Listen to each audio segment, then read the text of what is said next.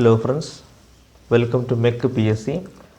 നമ്മളിന്ന് ഡിസ്കസ് ചെയ്യാൻ പോണത് കേരള പി എസ് സി നടത്താനുള്ളൊരു ഇമ്പോർട്ടൻ്റ് ആയിട്ടുള്ള എക്സാം ടെക്നിക്കൽ അസിസ്റ്റൻറ്റിനെ ബേസ് ചെയ്തിട്ടുള്ളൊരു ക്വസ്റ്റ്യനെയറാണ്. ഓക്കെ, അതായത് കേരള അഗ്രോ മെഷീനറി കോർപ്പറേഷൻ നടത്താനുള്ള ടെക്നിക്കൽ അസിസ്റ്റൻറ്റിൻ്റെ എക്സാം.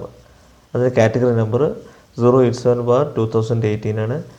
എക്സാമിനേഷൻ വരുന്നത് അടുത്ത മാസം സെപ്റ്റംബർ 15 ഓക്കെ, അത് നോട്ട് ചെയ്ത് വെക്കണേ. അപ്പോൾ നമുക്കിവിടെ ഉൾപ്പെട്ടുള്ള സിലബസ് എന്ന് പറഞ്ഞാൽ മെക്കാനിക്കൽ, ഓട്ടോമൊബൈലും എഗ്രികൾച്ചറുമാണ്. ഓക്കെ, അപ്പോൾ മെക്കാനിക്കൽ 40, ഓട്ടോമൊബൈൽ 40, എഗ്രികൾച്ചർ 20, അങ്ങനെ പെർസെൻറ്റേജാണ് സിലബസിൽ കാണുന്നത്. അപ്പോൾ നമ്മൾ മെയിനായിട്ട് ഡിസ്കസ് ചെയ്യാൻ പോകുന്നത് ഓട്ടോമൊബൈലും മെക്കാനിക്കലുമാണ്.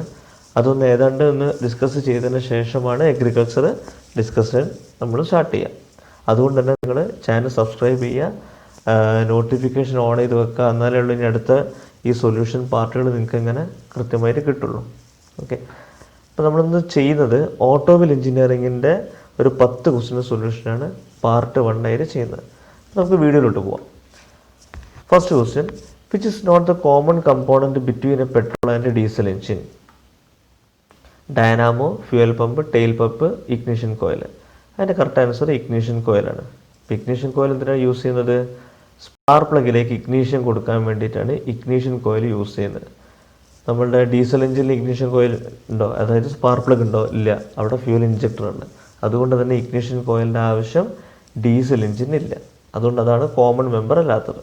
ഓക്കെ, രണ്ടാമത്തെ question, highest useful compression ratio is the compression ratio at which the engine gives maximum power output, can operate without detonation, maintains operating pressure and temperature within the prescribed limits, consumes minimum fuel for a particular power output. So higher useful compression ratio is the compression ratio. ഈ ഒരു compression ratio എന്ന് പറയുന്നത് എന്തിനു വേണ്ടിയിട്ടാണ്? എഞ്ചിന് എങ്ങനെ work ചെയ്യുന്നതാണ്? Can operate without detonation. ഈ knocking, detonation tendency ഇല്ലാതെ വർക്ക് ചെയ്യാവുന്ന കംപ്രഷൻ റേഷ്യോനാണ് ഹയസ്റ്റ് യൂസ്ഫുൾ കംപ്രഷൻ റേഷ്യോ എന്ന് പറയുന്നത്. ഓക്കെ, HUCR എന്ന ഷോർട്ടായിട്ട് യൂസ് ചെയ്യാറുണ്ട്. അപ്പോൾ അതൊന്ന് നോട്ട് ചെയ്ത് വെക്കുക. ഓക്കെ, ഇനി മൂന്നാമത്തെ ക്വസ്റ്റ്യൻ പോവാം. The purpose of a condenser in the ignition system of a petrol engine is to. Petrol എഞ്ചിനിലെ ഇഗ്നിഷൻ സിസ്റ്റത്തിന് കണ്ടൻസർ എന്തിനാണ് യൂസ് ചെയ്യുന്നത്? എന്തിനാണ്?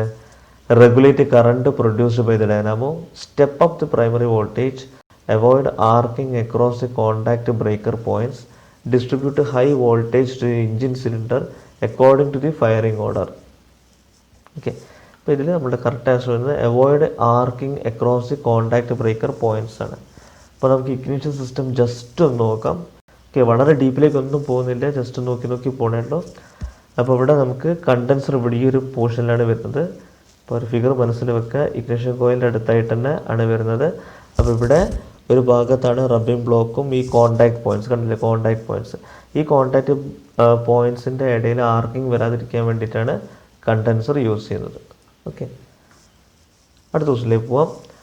Higher octane rating of SI engine fuel indicates that the fuel has higher heating value, longer ignition delay, higher flash point, lower volatility. അതിൻ്റെ correct answer വരുന്നത് longer ignition delay ആണ്. അതായത് SI എഞ്ചിനിലെ octane rating കൂടുമ്പോൾ എന്ത് സംഭവിക്കുന്നതാണ് പറയുന്നത്. അപ്പോൾ longer ignition delay ആണ് സംഭവിക്കുന്നത്. അപ്പോൾ നമുക്ക് എന്ത് വേണം? ഒക്ടേൻ റേറ്റിങ്ങും സീറ്റൻ റേറ്റിങ്ങും നമുക്കൊന്ന് പഠിച്ചു വെക്കുന്നത് വളരെ നല്ലതാണ്, വളരെ ഇമ്പോർട്ടൻ്റ് ആണ്. അത് നമുക്ക് നോക്കാം. ഒക്ടേൻ നമ്പർ എന്ന് പറഞ്ഞാൽ it indicates the percentage by volume of isooctane in a mixture of isooctane and heptane. Okay, ബാക്കിയൊന്നും നോക്കണ്ട, ബാക്കി ലൈനൊന്നും നോക്കണ്ട, ഇത്ര നോക്കിയാൽ. അതായത് ഐസോക്ടേൻ്റെയും ഹെപ്റ്റെയിൻ്റെയും മിക്സ്ചറിൽ ഐസോക്ടേൻ എത്രത്തോളം ശതമാനം ഉണ്ട്, അതാണ് ഒക്ടേൻ നമ്പർ. അപ്പോൾ അവിടെ നമ്മൾ ശ്രദ്ധിക്കേണ്ട ഒരു പോയിന്റ് ഐസോക്ടേനും ഹെപ്റ്റെയിൻ്റെയും മിക്സ്ചറാണ്. അതാണ് ഒക്ടേൻ നമ്പറിൽ വരുന്നത്, ഐസോക്ടേൻ ആൻഡ് ഹെപ്റ്റെയിൻ. ഓക്കെ, അതിൽ ഐസോക്ടേൻ എത്ര ഉണ്ടെന്നാണ് ഒക്ടേൻ നമ്പർ പറയുന്നത്. ഇനി സീറ്റേൻ നമ്പർ ആണെങ്കിലോ, it defines the percentage of N-cetane. N-cetane present in a mixture of N-cetane and alpha methyl naphthalene. അപ്പോൾ ഇവിടെ കണ്ടില്ല, മിക്സർ മാറി. N-cetane-ൻ്റെയും ആൽഫ മീഥൈൽ നാഫ്തലിൻ്റെയും മിക്സ്ചറിൽ N-cetane എത്രയുണ്ട്, അതാണ് സീറ്റേൻ നമ്പർ. ഓക്കെ, ഇപ്പോൾ നമ്മളുടെ ചോദ്യത്തിൻ്റെ ഒരു ആൻസർ അവിടെ വന്നിട്ടില്ല. അത് ഈ ഒരു ഫിഗർ നോക്കിയാൽ കാണാം, കണ്ടില്ലേ? അപ്പോൾ ഇവിടെ സീറ്റൈൻ റേറ്റിംഗ് കൂടുന്നതനുസരിച്ചിട്ട് ഫാസ്റ്റ് ബേണിംഗ് ആയിരിക്കും, ബേണിംഗ് കൂടും, പെട്ടെന്ന് ബേണിംഗ് നടക്കും. പക്ഷേ ഒക്ടെയിനിലാണെങ്കിലോ ഒക്ടെയിൻ റേറ്റിംഗ് കൂടുന്നതിനനുസരിച്ച് 60, 80, 100 കൂടുന്നതനുസരിച്ചിട്ട് സ്ലോ ബേണിംഗ് ആവും, ബേണിംഗ് മെല്ലെ ആവും. അതാണ് ലോങ്ങർ ഇഗ്നിഷൻ ഡിലേ എന്ന് പറയുന്നത്. ഓക്കെ, അപ്പോൾ ഇഗ്നിഷൻ ഡിലേ കൂടുകയാണ്. ഇപ്പോൾ ഡിലേ കൂടുന്നതനുസരിച്ചിട്ട് ആ സമയം കൂടും, അപ്പോൾ ബേണിംഗ് മെല്ലെ നടക്കുള്ളൂ. അതാണ് അവിടെ ഈ ഒരു ഫിഗറിൽ സൂചിപ്പിക്കുന്നത്. അടുത്ത് നോക്കാം. Knocking tendency in an SI engine reduces with increasing engine speed, compression ratio, super charging, wall temperature. SI എഞ്ചിനിൽ നോക്കിംഗ് ടെൻഡൻസി കുറയുന്നത് എന്ത് കൂടുന്നതിന് അടിസ്ഥാനമായിട്ടിരിക്കും? അതാണ് ചോദ്യം. ഇവിടെ കറക്റ്റ് ആൻസർ എൻജിൻ സ്പീഡാണ്. അപ്പോൾ എന്താണ് എൻജിൻ സ്പീഡ് കൂടുമ്പോൾ നോക്കിംഗ് ടെൻഡൻസി കുറയുന്നു. എന്താണ് നോക്കിംഗ് എന്നൊന്ന് നമുക്ക് നോക്കാം. ഇമ്പോർട്ടൻ്റ് ആയിട്ടുള്ള സെക്ഷനാണ്. അപ്പോൾ ഇവിടെ എന്ന് പറഞ്ഞാൽ ഒരു നോർമൽ സിലിണ്ടറിൽ ഇവിടെ സ്പാർക്ക് പ്ലഗ് ഉണ്ടാവും. ഈ സ്പാർക്ക് പ്ലഗ് കത്തുമ്പോൾ എന്ത് സംഭവിക്കും? സ്പാർക്ക് പ്ലഗ് എന്ന് പറഞ്ഞാൽ എപ്പോഴാണ് സംഭവിക്കുന്നത്? കംപ്രഷൻ സ്ട്രോക്കിൻ്റെ ലാസ്റ്റിലാണ്. അതിന് മുന്നെയാണ് സക്ഷൻ സ്ട്രോക്ക്. അപ്പോൾ സക്ഷൻ സ്ട്രോക്ക് കഴിഞ്ഞിരിക്കുന്ന ഒരു ഫ്രഷ് ചാർജാണ് ഇപ്പോൾ ഇവിടെ ഉള്ളത്. അപ്പോൾ ഇവിടെ കംപ്രഷൻ റേഷ്യോൻ്റെ എൻഡിൽ സ്പാർക്ക് കൊടുക്കുന്ന സമയത്ത് എന്താവും? അവിടെ കമ്പഷൻ നടക്കും. കമ്പഷൻ നടക്കുമ്പോൾ ആ പ്രൊപ്പഗേഷനാണ് ഇവിടെ ഇങ്ങനെ കാണിക്കുന്നത്. അങ്ങനെ ആ വോൾ വരെ പ്രൊപ്പഗേറ്റ് ചെയ്ത് പോകും. അതാണ് നോർമൽ കമ്പഷൻ. ഇപ്പോൾ നോക്കിങ് വരുമ്പോൾ എന്ത് സംഭവിക്കുന്നത് വെച്ചാൽ ഈ വോളിൻ്റെ എവിടെയെങ്കിലും ടെമ്പറേച്ചർ കൂടിയിട്ട് എന്ത് സംഭവിക്കും? ഓട്ടോ ഇഗ്നീഷൻ സംഭവിക്കും. അവിടെ വരുന്ന ഫ്രഷ് ചാർജിൻ്റെ ഏതെങ്കിലും ഒരു പോയിന്റിൽ ഓട്ടോ ഇഗ്നീഷൻ, അത് സെൽഫായി തന്നെ ഇഗ്നൈറ്റ് ആവും. അപ്പോൾ ആ ഇഗ്നൈറ്റ് ആയി ചെയ്ത് വരുന്ന വേവും ഇവിടെ നിന്നുള്ള നോർമൽ സ്പാർക്കിനെ കൊണ്ടുണ്ടാകുന്ന വേവും തമ്മിൽ എന്താക്കും? ഇവിടെ ഒരു പോർഷൻ ഓഫ് ഫ്യൂൽ അൺബേൺഡായി നിൽക്കും. അതിനെ കംപ്രസ് ചെയ്യും. ഓക്കെ, അപ്പോൾ ഉണ്ടാകുന്നൊരു സൗണ്ടാണ് നോക്കിംഗ് എന്ന് പറയുന്നത്. ഈ ഒരു ഫിഗർ ഒന്ന് മനസ്സിൽ വെക്കണേ. അപ്പോൾ ഇവിടെ എൻജിൻ സ്പീഡ് കൂടുമ്പോൾ എന്ത് സംഭവിക്കും? നോക്കിംഗ് ടെൻഡൻസി കുറയും. അടുത്ത ദിവസത്തിലേക്ക് പോവാം. Reference fuels used for cetane rating of CI engine fuels would include cetane and N-heptane, cetane and isoctane, cetane and tetraethyl and cetane and alpha methyl naphthalene. നമ്മൾ നേരത്തെ പറഞ്ഞു സീറ്റൈൻ റേറ്റിംഗ് എങ്ങനെയാണ് പറയുന്നത്? ഇങ്ങനെ പറയുന്നത് സീറ്റൈൻ ആൻഡ് ആൽഫ മീത്തൈൽ നാഫ്തലിനാണ് അതിൻ്റെ ഉത്തരം. നമ്മൾ ജസ്റ്റ് കുറച്ച് മുന്നേ പറഞ്ഞു അല്ലേ. പിന്നെ അടുത്ത ദിവസത്തിലേക്ക് പോവാം. Accumulation of carbon deposits on combustion chamber of an IC engine leads to increase in. ഈ കമ്പഷൻ ചേംബറിൻ്റെ മുകളിൽ കാർബൺ ഡിപ്പോസിറ്റ്സ് അക്യുമുലേറ്റ് ചെയ്യുമ്പോൾ എന്താണ് കൂടുന്നത്? Okay, leads to increase in എന്ത്? Clearance volume, swept volume, clearance ratio, compression ratio. അതിൻ്റെ ഉത്തരം compression ratio ആണ്. എങ്ങനെ വരുന്നത് നമുക്ക് നോക്കാം. നമ്മളൊരു പിസ്റ്റൺ സിലിണ്ടർ എടുത്തു. അപ്പോൾ ഈ പിസ്റ്റണിൻ്റെ മുകളിലായിട്ടാണ് ഈ കാർബൺ ഡിപ്പോസിറ്റ് ഉണ്ടാവുക. ഓക്കെ, അപ്പോൾ കംപ്രഷൻ റേഷ്യോ എന്ന് പറഞ്ഞാൽ ടോട്ടൽ വോളിയം ബൈ ക്ലിയറൻസ് വോളിയമാണ്. അപ്പോൾ ടോട്ടൽ വോളിയം എന്ന് പറഞ്ഞാൽ ഈ V1 എന്ന് പറഞ്ഞാൽ swept volume, BDC to TDC. TDCൻ്റെ മുകളിലേക്ക് പിസ്റ്റൺ പോകില്ല, അതാണ് ക്ലിയറൻസ് വോളിയം. അത് രണ്ടും കൂടെ കൂട്ടിയാൽ കിട്ടുന്നതാണ് ടോട്ടൽ വോളിയം.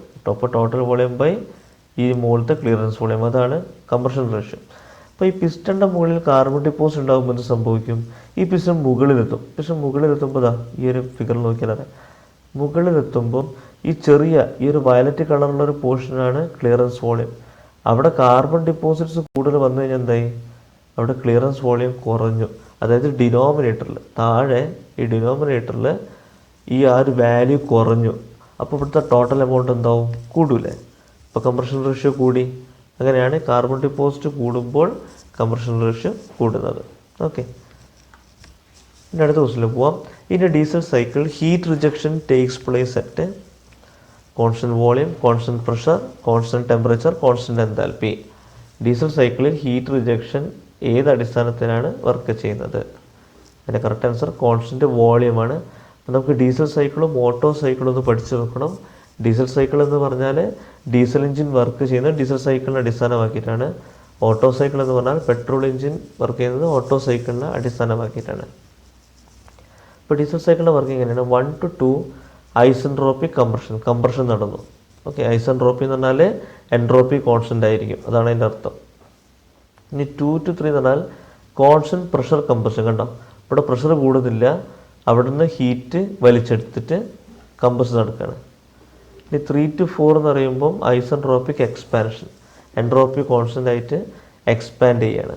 ഓക്കെ, ഇനി ലാസ്റ്റ് വണ് 4 to 1 എന്ന് പറഞ്ഞാൽ കോൺസ്റ്റൻറ്റ് വോളിയം ഹീറ്റ് റിജക്ഷൻ. ഇപ്പോൾ 4 1 പോകുമ്പോൾ ഹീറ്റ് റിജക്റ്റ് ചെയ്യണം. എങ്ങനെ കോൺസ്റ്റൻറ്റ് വോളിയം കണ്ടാൽ വി കൂടുന്നില്ല. ഓക്കെ, ഇപ്പോൾ കോൺസ്റ്റൻറ്റ് വോളിയം ഹീറ്റ് റിജക്ഷൻ അതാണ് നമ്മളുടെ ചോദ്യം. ഇവിടെ ഡീസൽ സൈക്കിളിൽ ഹീറ്റ് റിജക്ഷൻ എങ്ങനെ നടക്കുന്നത്? Constant volume. ഇനി അതേപോലെ നിങ്ങൾ ഓട്ടോ സൈക്കിൾ ഒന്ന് പഠിച്ചു നോക്കി. ഓട്ടോ സൈക്കിളിലും ആകെ ഒരു വ്യത്യാസം മാത്രമേ ഉള്ളൂ അല്ലേ? എന്താണ്? 1 to 2 സെയിം തന്നെയാണ്. ഇവിടെ 2 സെയിം തന്നെയാണ്, ഐസെൻട്രോപ്പിക് കംപ്രഷനാണ്. 2 to 3 ഇവിടെ എന്താ സംഭവിക്കുന്നത്? ഡീസൽ സൈക്കിളിൽ കോൺസ്റ്റൻറ്റ് പ്രഷർ ആണെങ്കിൽ ഇവിടെ ഓട്ടോ സൈക്കിളിൽ കോൺസ്റ്റൻറ്റ് വോളിയം തന്നെയാണ്. ഓക്കെ, കോൺസ്റ്റൻറ്റ് വോളിയമാണ് ഹീറ്റ് ഇൻടേക്ക്. 3 to 4 രണ്ടിനും സെയിം ആണ്. 4 to 1 രണ്ടിനും സെയിം ആണ്. കോൺസ്റ്റൻറ്റ് വോളിയം തന്നെയാണ് ഹീറ്റ് റിജക്ഷൻ. അതായത് ഡീസൽ സൈക്കിളിൽ ഒരു കോൺസ്റ്റൻറ്റ് വോളിയം പ്രോസസ്സും ഒരു കോൺസ്റ്റൻറ്റ് പ്രഷർ പ്രോസസ്സും 2 ഐസെൻട്രോപ്പിക് പ്രോസസ്സുമാണ് ഉള്ളത്. ഓട്ടോ സൈക്കിളിലാണെങ്കിലോ 2 കോൺസ്റ്റൻറ്റ് വോളിയം പ്രോസസ്സും 2 ഐസെൻട്രോപ്പിക് പ്രോസസ്സും. അങ്ങനെയൊക്കെയാണ് ക്വസ്റ്റ്യൻ വരിക. ഓക്കെ, ഓട്ടോ സൈക്കിളിൽ 2 കോൺസ്റ്റൻറ്റ് വോളിയം 2 ഐസെൻട്രോപ്പിക്. ഡീസൽ സൈക്കിളിൽ ഒരു കോൺസ്റ്റൻറ്റ് വോളിയം ഒരു കോൺസ്റ്റൻറ്റ് പ്രഷർ 2 ഐസെൻട്രോപ്പിക്. ഓക്കെ, അടുത്ത ക്വസ്റ്റ്യൻ നോക്കാം. A Hooke's joint in an automobile transmission system is preferred when the driving and driven shafts are parallel and non-intersecting, parallel and intersecting, non-parallel and non-intersecting, non-parallel and intersecting. Correct answer non parallel and intersecting.